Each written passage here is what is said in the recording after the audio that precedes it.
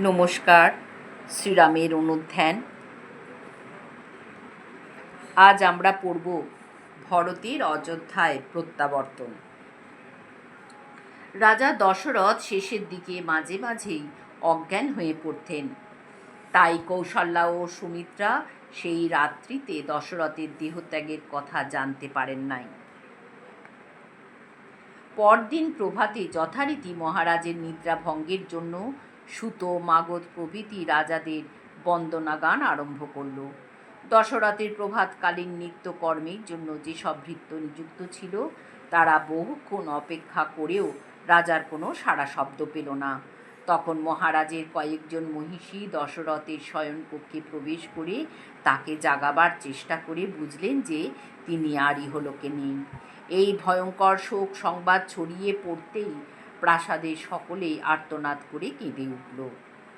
এদের কান্নার শব্দে সহসা কৌশল্যা ও সুমিত্রা জেগে উঠে রাজাকে দেখে ও স্পর্শ করে হা স্বামীন বলে কাঁদতে কাঁদতে মাটিতে লুটিয়ে পড়লেন।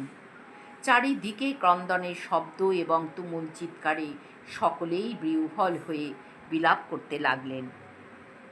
কৌশল্যা স্বামীর মস্তক নিজে ক্রোড়ে নিয়ে অশ্রুপূর্ণ নয়নে কইকেয়ীকে বলতে লাগলেন, তুমি অত্যন্ত ক্রূর প্রকৃতির। রাম আমাকে ছেড়ে চলে গেছে, এখন স্বামীও স্বর্গত হলেন।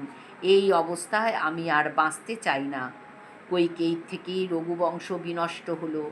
মিথিলরাজ জনক যখন শুনবেন যে কইকেয়ীর প্ররোচনায় দশরথ সীতার সাথে রামকে বনবাসে পাঠিয়েছেন, তখন তিনিও আমারই মতো দুঃখিত হবেন।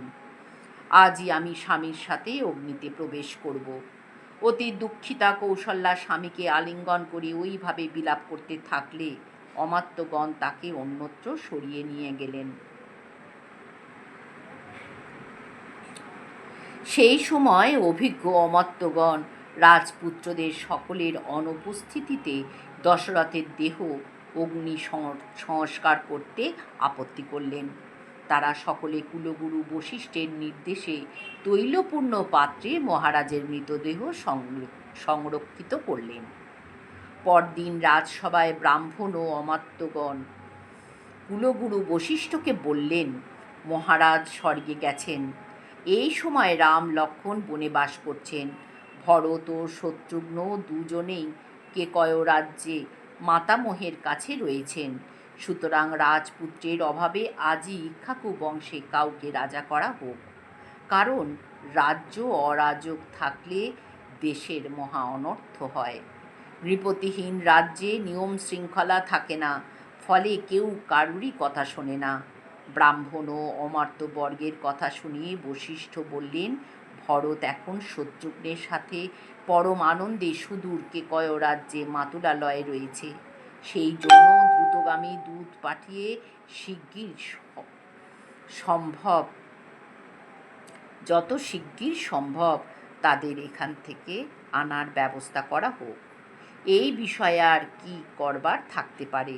বশিষ্ঠের কথায় সকলে সম্মত হলে 5 জন দূতকে ডেকে বললেন, তোমরা অতি সত্বর দ্রুতগামী অশ্বে কেকয় রাজ্যে গিয়ে ভরতকে আমাদের নাম করে সকলের কুশল জিজ্ঞাসা করবে। তারপর আমাদের অনুরোধ জানিয়ে ভরতকে বলবে যে তিনি যেন অতি শীঘ্র অযোধ্যায় ফিরে আসেন।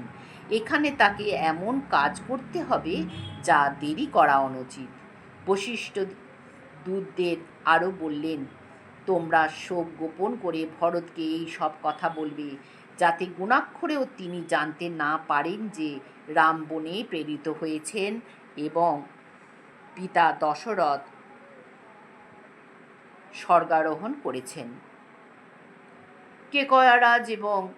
কেকয়ারাজ ও ভরতের জন্য পট্টবস্ত্র ও উৎকৃষ্ট আবরণাদি উপহার স্বরূপ নিয়ে যাও, যাতে এখানকার সর্বনাশের কথা তারা অনুমানও করতে না পারে। বশিষ্ঠের আদেশ শুনে দূতেরা রাস্তায় কোথাও বিশ্রাম না করে সেই রাত্রিতেই কেকয় রাজ্যে গিয়ে উপস্থিত হলো।